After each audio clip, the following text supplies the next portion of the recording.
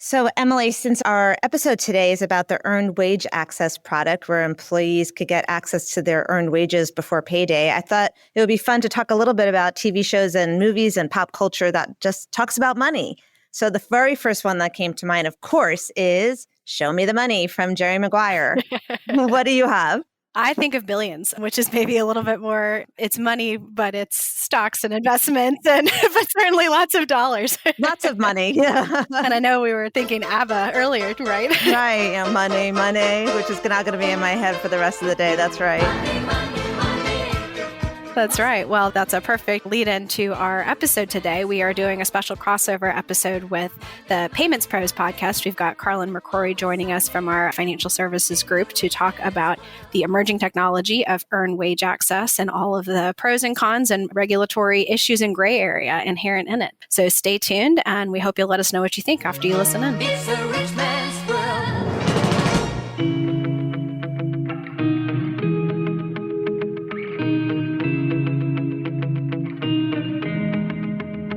Welcome to Hiring to Firing, the podcast. I'm Tracey Diamond, a labor and employment partner with Troutman Pepper Locke, and I'm here with my partner and co-host, Emily Schifter. Together, we tackle all employment issues from hiring to firing. Today, we're thrilled to welcome as our guest Carlin McCrory, a regulatory and compliance attorney at our firm, who sits just a few floors away from me here in our Atlanta office. In her spare time, Carlin also co-hosts the podcast, The Payments Pros. So welcome, Carlin, and thanks so much for joining us. Can you start by telling us a little bit more about your background and your practice? Yeah, thanks so much, Tracey and Emily, for having me today. Really appreciate it.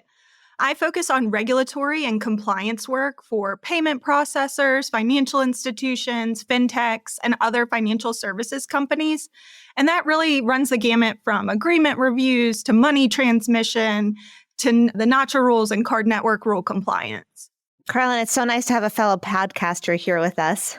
Yeah, I'm looking forward to it. So we're glad Carlin is able to join us today because we're going to tackle a complex regulatory question in an emerging area, and it's called earned wage access, sometimes shortened to EWA or referred to as on-demand pay. So in its simplest terms, EWA products promise the ability of employers to offer their employees the chance to get some of their pay immediately after they've earned it, right away, rather than waiting until payday. I've had the chance to work with Carlin on several projects and matters related to this area, different products, services, and questions that our clients have had. And of course, they can raise all sorts of regulatory issues from a consumer finance, banking, payments, all of those areas perspective. But we've gotten to work together because they also raise potential employment law and HR compliance issues. So since this is kind of emerging area, we thought it would be a great topic for us today, especially as more and more products are introduced, more HR departments are considering them, or even hearing requests from their employees to introduce them. So Carlin, can you start us off by giving us just a basic overview of EWA and the types of products and services that exist in this space? Yeah, so as Tracey said, earned wage access generally allows employees to request or receive payment for time already worked, which they may request and then receive instantly or shortly thereafter. Then the employees have to repay that amount, which could be either subtracted from their next paycheck, or it could be a direct deduction from their bank account. And the distinction there is that the program may be what we call employer integrated, where the deduction comes from payroll, or it could be direct to consumer, where a provider partners directly with the consumer and the employer isn't involved. And then the deduction occurs from wages that are deposited into the bank account directly. And then an employee can usually request through an app or a website wages to be pushed to a debit card, a bank account, it could be a prepaid card, or some other method of payment so they have access to those early wages. And there may or may not be a fee for employees associated with the product. So a fee could be associated with, for instance, expedited funds availability, or it could be for something like a tip for the early access to wages, which we'll discuss a little bit more later. And then we already discussed the difference between third-party companies offering these, which could be direct-to-consumer or employer integrated, as I just said. But it could also be employers offering this directly to their employees without integrating with a third-party provider, which again, we'll dive into some of the details in a little bit. So while this technology is new, many of our listeners are likely familiar with the concept of a payday loan, giving a loan to an employee to see them through until they get paid. And sometimes, of course, an employer might simply offer an employee an advance, such as I'm describing before, on an informal basis. How does a payday loan differ from the earned wage access that we're talking about, Carlin? So EWA products are designed to give early access to a portion of wages that are already earned but haven't yet been paid. Whereas payday loans are exactly that. They are loans. They're amounts not yet earned. So the question of whether an EWA product still constitutes a loan is not one without complications, as there are a couple states who have classified EWA products within like their small loan law. And we'll talk about that more as well. It's so interesting to me. I think we've always assumed you get paid every other week or sometimes every month or even on Fridays. Payday is Friday. And, when I first heard about these products, my first reaction is, well, gosh, why hadn't we thought about that? There's industries where people do get paid every day. So I can definitely understand why an employee might want this benefit. They've already done the work. And of course, getting paid earlier can help bridge the gap between their paychecks so they can weather unexpected expenses better, or as inflation makes just general cost of living go up. It gives them maybe a little more control over their finances. Particularly in those states where employers are allowed to pay just once a month, where it's a pretty long period of time between paychecks. No, exactly. And we talked about sort of the informal advances, and certainly employers will do that, but it can be tricky. And how do you deal with that as a policy? So having a consistent product like this where employees get to be the ones saying, I'm going to request it on demand, can sound like a great solution. But there's counter arguments too. It could cause some HR complexities and add complications to payroll. And of course, employers are always asking themselves when they introduce something new, especially when it has to do with pay, there's always going to be the potential for risks and regulatory confusion. So what considerations do they need to keep in mind if they're opting in? So that brings us to our show for today's episode. As always, it's always about the show. It is always about the show. And it's always about reality show. I take the lead on the outline. So today we're pulling clips from the reality show Shark Tank. And for those who are not familiar, it's a show that highlights entrepreneurs and beginning businesses who come to pitch a panel of angel investors called the Sharks to get their investment and grow their business. So the Sharks include a lot of well-known investors, successful business people, Mark Cuban, Barbara Corcoran, Kevin O'Leary, who are successful business owners in their own right and are now investing their own money to help others. But it is their own money, so they ask tough questions of the individuals pitching to them and sometimes give some pretty harsh feedback. Some entrepreneurs on the show receive multiple offers as the Sharks bid against each other for what they see as the next success story, while others leave empty-handed. So let's listen to our first clip talking about a new technology product where Shark Mark Cuban made what was then the largest offer in the show's history to the dating app Coffee Meets Bagel. Let me ask you a question. If I offered you $30 million for the company, would you take it?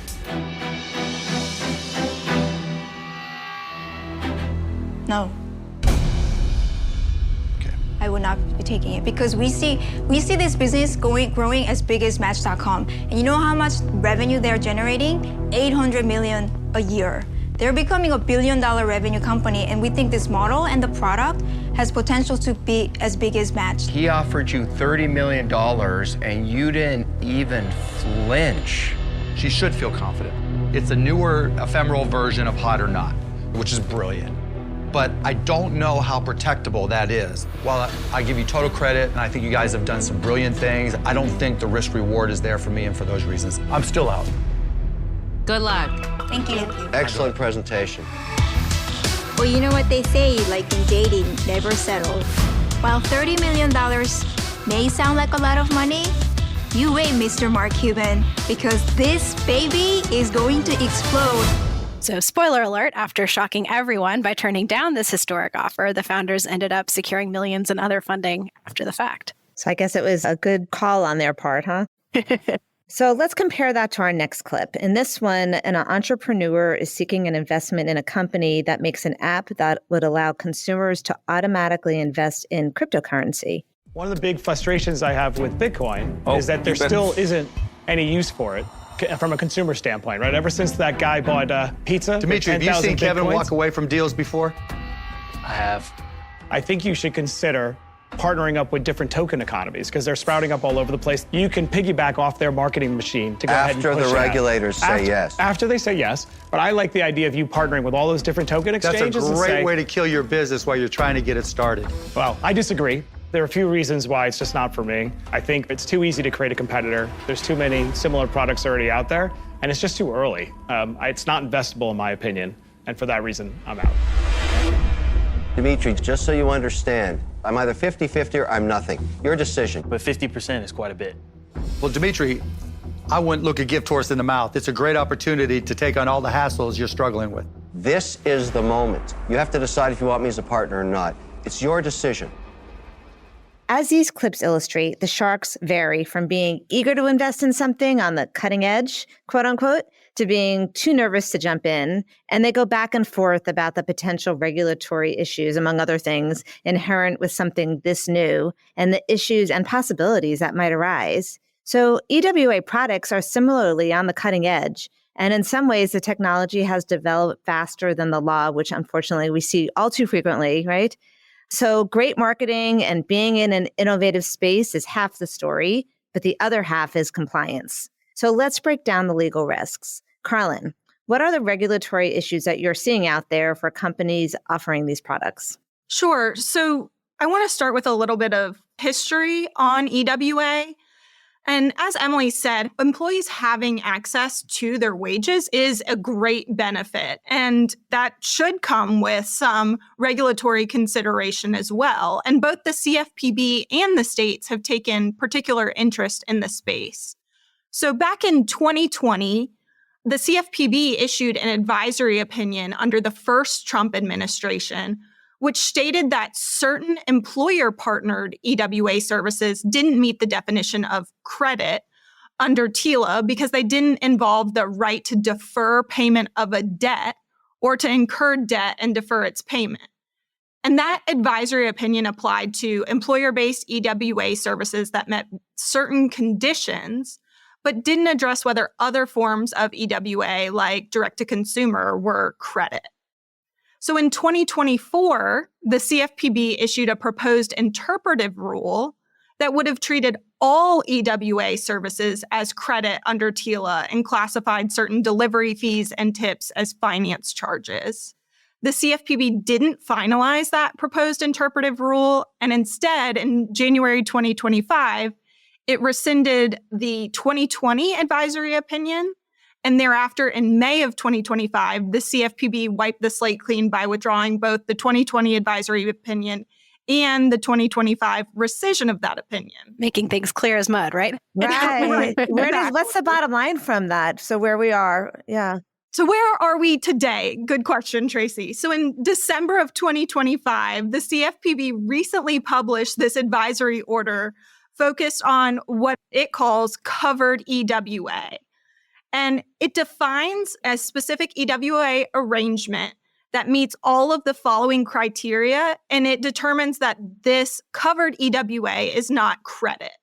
So the factors that the product needs to have is that the amount a user can access can't be more than the wages they've already earned based on payroll data. Which makes sense, right? It's not a loan if you've already earned it, right? Right. The provider must recoup the funds through a payroll deduction from the next payday, but not by debiting from the user's regular bank account after the wages are paid. Before the transaction, the EWA provider must disclose that it has no legal or contractual claim or remedy against the user if the payroll deduction is insufficient to cover the full amount, and it won't send any amounts to debt collection or report to a credit reporting agency. And then the provider cannot assess the credit risk of individual workers through either credit reports or credit scores. Carly, I was going to ask one question just for our listeners who aren't as familiar with the payments world. And maybe this is a basic 101 level question, but if the CFPB had determined that these services were credit under the Truth in Lending Act, what would the consequences of that have been for employers or companies who wanted to offer these products? Would it have made it prohibitively difficult to offer it, or is it just sort of changing the regulatory framework? It would change the regulatory framework. It would significantly impact products that meet these criteria today or prior to this advisory opinion because they would need to comply with the Truth in Lending Act, Reg Z, to provide these consumers with disclosures. It would affect tips and things that could be considered finance charges. So it would have an impact on the market. And another thing I want to note from this advisory opinion is that it said, while products that meet these criteria are not credit, we basically aren't opining on all other types of EWA. So that you need to analyze yourself to determine whether it's credit or not. But they didn't make a statement one way or the other that other products are credit. Okay. So I'm just trying to sort of think this through. A provider wants to comply with all of these prongs. That means they give the money to the employee and the employee earns the money, but the payday hasn't happened yet. The provider gives the employee the money and then the employer via payroll deduction pays the provider. Is that the sequence? Yes, that's basically how it works. And this is generally typical of an employer integrated product as well. Which makes sense. And so can you envision a situation where the payroll deduction, I guess, other than the employer running out of money, which I suppose is pretty infrequent, can you envision a situation where since the employee already earned the money, that the payroll deduction wouldn't be enough to satisfy the amount that the provider provided to the employee? I guess it's in advance, but after earning it, right? Suppose there could be situations where an employee has other garnishments or other deductions from wages that could be problematic. Understood. So where does that leave us? So the advisory opinion gave a pathway for EWA providers to provide this product. So where are we now? Well, now we have to consider that there are state laws on this as well. So about 13 states have EWA laws. And in 2025, roughly 25 states proposed EWA legislation, but obviously all states didn't pass that legislation. So for 2026, I'm expecting another push from the states for more states to enact EWA legislation. When we look at those EWA laws across the board, most of them are relatively similar. There are a few outliers, but roughly similar. And then this has been an active space for litigation, particularly with the New York AG. She has initiated lawsuits against EWA providers stating that the company's practices constitute illegal and deceptive conduct and abusive lending practices that violate New York's longstanding usury prohibitions. One suit also alleges the company has violated New York's wage assignment laws. And these actions allege that EWA products are illegal payday lending schemes or that fees and tips constitute interests or finance charges in excess of state civil and criminal usury caps. So when I think about the full market, Tracey, to better address your question, I think what will happen here is that EWA providers who are already in the market will stay with their current path. If they're employer integrated, they'll likely stay the course. And then direct to consumer will likely stay the course as well. I think for new entrants to the market, perhaps you look at an employer integrated system, but that CFPB advisory opinion could go away in the next administration change, as we've seen the turmoil there. Right. So it'll be interesting to see. It is going to be harder to enter the market as a small player because you have to consider all of the various state laws, licensing, registration requirements, et cetera. I think we've now sufficiently scared all of our listeners to not engage with an EWA provider. But for those that are still interested in doing so, I guess one question I had was on the New York AG's usury laws. You know, it sounds to me like this is a benefit for employees. It's voluntary. They're doing this so that they can get to their own money faster. Where does the usury concept of that come in? Is it the charges to the employees for using that service? Yes, generally. It kind of reminded me when Emily and I first started talking about this topic for today's episode of litigation that from the past about direct deposit pay cards and whether or not they could be involve fees and how there's rules against, charging fees. But the point there was that, if I'm remembering correctly, was that there wasn't a choice. Like the employees were forced by the employer to accept the pay card and then had to pay a fee to get basically paid. Here, the employees have a choice. Yes, generally the employees have a choice whether they want to pay a fee to get the funds instantly rather than waiting for, a traditional ACH to roll through to their bank account. Yeah. So Obviously, it's up in the air how exactly the CFPB and some of the states are going to look at this from a payments perspective. But of course, I'm sure a lot of our listeners are listening in and thinking about some of the potential employment law implications of these products, obviously, most of which are in the wage hour space. For example, Carlin, you mentioned one of the issues in the New York AG suit was the wage assignment laws, something that I think employers don't see a whole lot of.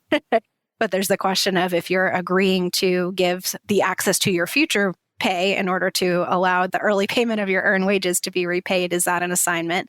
Certainly, there's a question of whether it's a deduction from pay, and state laws and federal law on some occasions can put a lot of restrictions on what you're able to deduct from employees' pay, even if it's on their request. There's wage payment issues, whether it's the timing or requirements for how they're receiving wages, like you mentioned, Tracey, on the debit card or a payroll card versus direct deposit.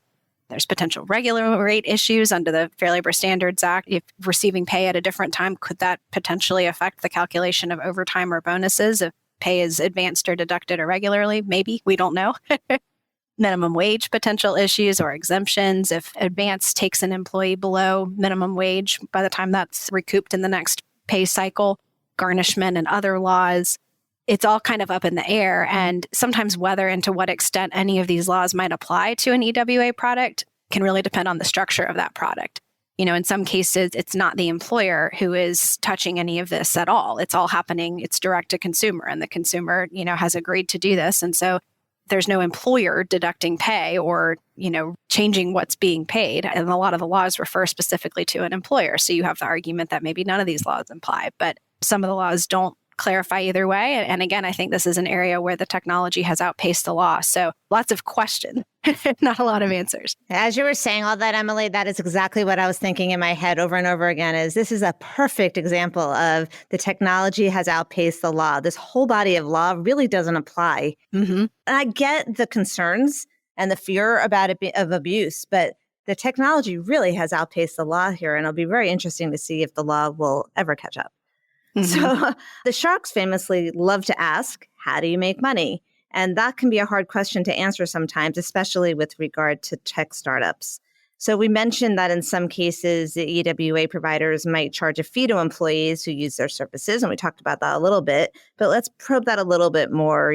Carlin, what issues might arise with regard to how the providers are making their money? Right. So as we discussed a little bit earlier, fees and tips could constitute interest or finance charges in excess of state civil and criminal usury caps. And in the labor and employment world, fees for use of a debit card to get wages can also be prohibited by state law. And then in that employer integrated model, they may not have fees directed at the consumer, but rather they may charge the employer a fee, which is generally fine. It's an employment benefit that they would be providing to their employees, such that the third-party provider is basically a middleman facilitating this type of program and taking on the burdens of compliance. So we've discussed that EWA products are meant to be different or are different in practice from a payday loan because they're giving employees early access to money they've already earned versus taking a loan against money they expect to earn in the future. Hope to earn in the future. Hope, exactly. Assuming all goes according to plan. But we talked a little bit before about, is that true? Is that a difference without a distinction in practice? Or does the concept of loan still come up in this context, Carlin? Oh, it definitely does. So I'll talk about some of the various state models. And for example, Connecticut classifies EWA as a loan and establishes a tailored carve-out with specific fee caps and exemptions for employer-based models. So in this Connecticut framework, which I won't go into all the nitty-gritty details, we could be here all day talking about all the states, but providers can't charge more than $4 per advance or $30 per month in total fees. Advances are capped at $750 and limited to once per pay period unless the consumer can access at least 75% of earned wages. They require wage verification. It prohibits any sort of default tipping practice where a default tip amount must be set to $0. And then class action litigation waivers are prohibited and traditional collection practices are prohibited. So that's just one model in Connecticut. In contrast, Arizona issued an attorney general opinion concluding EWA products that are full, non-recourse, and no interest are not consumer lender loans under Arizona law. And then throwing in another state to the mix, we'll use Arkansas as an example. And they govern consumer direct earned wage access services and employer integrated earned wage access services. And notably, the Arkansas Act explicitly excludes from the definition of a provider employers that offer a portion of salary, wages, or compensation before the normally scheduled date.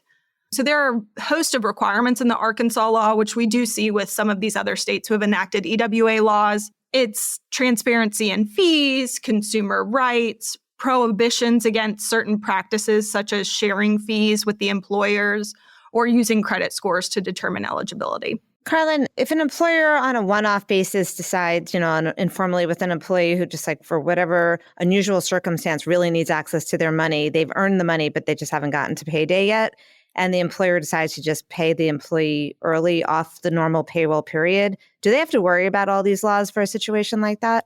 Technically, yes, they should look in to see whether this is permissible.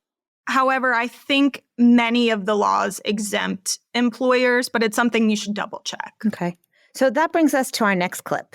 And this one involves a much less successful pitch by some entrepreneurs who are trying to sell a pill that they claim will block your body from absorbing calories. I'll buy that. Let's listen in. You can't claim that it's going to reduce 100 calories out of what you eat by taking 2 pills. We don't make that claim. That's what he said. We are going to make the claim that it's going to block fat at a percentage dependent on the individual. Your T-shirts say minus cow. That's the brand name of the company. When a consumer looks at it, what do you think he's going to think?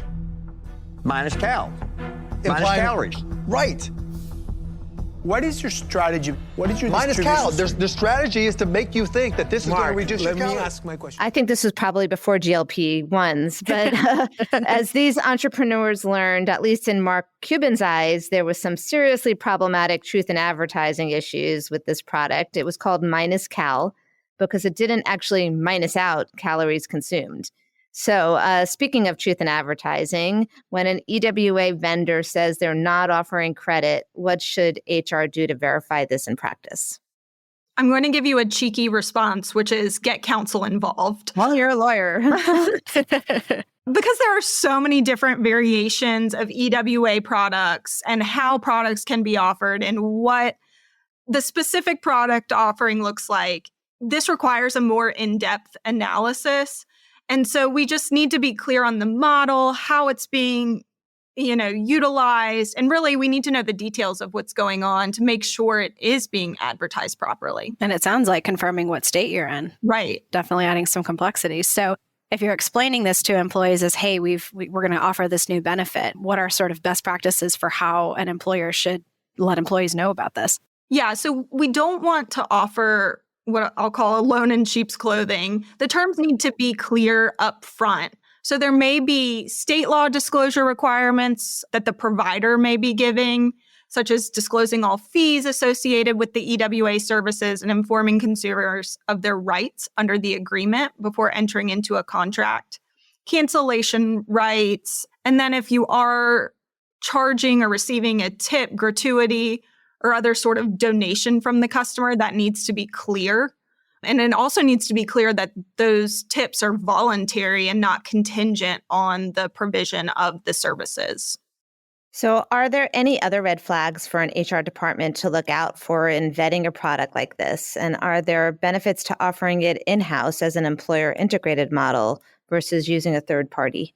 So obviously with the CFPB's recent opinion, perhaps it's less risky for it to be employer integrated. If you're in-house, you can certainly control the program more, but then you're also going to take on the liability if anything goes awry with the program rather than the provider. You're also going to be responsible for all of the compliance of the program if you're taking on the burden in-house rather than partnering with a provider. As it relates to direct to consumer, the employer may never know that the employee has chosen to do this. So that's a different, risk analysis that you wouldn't necessarily know about. Employers should also be cautious, like we've discussed, of state laws that can vary and making sure they're compliant with those. And that's whether you're doing this in-house or whether you're partnering with a third-party provider. And then for contractual protections, it needs to be clear in the contract who's going to be responsible for that wage and hour compliance or chasing down repayments from employees who have left the company, if you're even allowed to do that. It just needs to be clear in those agreements who's taking on the compliance burden for what specifically within the program. So from an employee relations perspective, I mean, certainly beyond the law, Tracey, I'm curious for your thoughts. I mean, it seems like we've talked about all the risks and why this might be something, employers might want to be cautious about on the one hand. On the other hand, I think it is a benefit to employees. We're obviously seeing more and more of it. We wouldn't see all this regulation if it wasn't out there happening in the market. And I feel like these days people expect everything on demand. And, you can go to any website and finance something immediately. So it seems like this isn't something that's going away. And I can definitely see a benefit to allowing people to access their pay earlier, than they would otherwise, just to help them live their lives better. But, I can see some potential red flags or issues with it too. I mean, if people get behind or you get sort of stuck in a cycle of needing an advance, if you get underwater and can always need to advance your pay, I mean, is that really helping or hurting your situation? And maybe that's not HR's business, but, from a practical perspective, could certainly be disruptive to the workplace. I mean, I think that part, Emily, like maybe the issue is combining an employee advance with access to their wages early. So if you're, right. I could see, let's say an employer pays once a month and at week 2, the employee asks for their earned wages for those first 2 weeks, but then that's not enough. And now week 3, they've now asked for an advance. What a headache for HR to keep track of it all, first of all. But then I could really see that cycling down the way you just described, where the employee is going to now be in a hole because they're just never catching up. That's a scary place to be. No, exactly. And then, what if you have disputes about that, or somebody then leaves employment and they were in the hole, and, you can't always recoup that depending on state law. And you can definitely see where that could create some questions. And certainly with respect to treating employees differently, I mean, all these different state laws, it sounds like what you might be able to do in one state, you might not be able to do somewhere else. And our employee is going to say, well, hey, wait a second, my coworker got to do this and I didn't get to. And how does HR keep track of all of that? On top of garnishments, on top of benefits deductions, and like, let's say you pay once a month and week 2, they're now paying out the earned wages for those 2 weeks, but the benefits usually comes out on the end of the month. Does that create a minimum wage issue because now you're pulling so much money out of as a benefits deduction that the person goes below minimum wage? Or you're going to pull half of the benefits deduction with the first pay? And who's keeping track of all that? Right, exactly. I hate to be so negative here, but I do see a lot of concerns, but I also understand why this is sort of an enticing product. And to your point, it's out there because otherwise there wouldn't be all this regulation around it. So, employers may want to consider it or at least learn more about it because it could be a very effective retention tool. Yeah, for sure. Emily, do you see any other sort of benefits that an employer could be thinking about offering for employees that are having issues making it paycheck to paycheck? Yeah, I mean, I think there are definitely financial counseling type of benefits. I know EAP providers that employers use sometimes will offer that as a benefit. I have seen some employers in certain industries offer housing assistance or assistance looking for affordable housing or loan refinancing assistance, different financial counseling options. And, I could definitely see those being beneficial regardless. But certainly if there is an EWA product, either that your employees are using out in the market or that you're choosing to offer to them, to kind of pairing it with something like that to help avoid getting into that hole that we discussed. Now, this has been a very interesting conversation about a new product for the HR world. It's really a very exciting topic and a very exciting product. So I guess stay tuned as the regulations and the law seeks to catch up to the technology. Thanks so much, Carlin, for joining us today. And thank you to our listeners for listening in. Please shoot us an email, tell us what you think, and we look forward to having you listening in again soon. Thanks so much. Copyright Troutman Pepper Locke, LLP. These recorded materials are designed for educational purposes only. This podcast is not legal advice and does not create an attorney-client relationship. The views and opinions expressed in this podcast are solely those of the individual participants. Troutman does not make any representations or warranties, expressed or implied, regarding the contents of this podcast. Information on previous case results does not guarantee a similar future result. Users of this podcast may save and use the podcast only for personal or other non-commercial educational purposes. No other use, including without limitation, reproduction, retransmission, or editing of this podcast may be made without the prior written permission of Troutman Pepper Locke. If you have any questions, please contact us at troutman.com.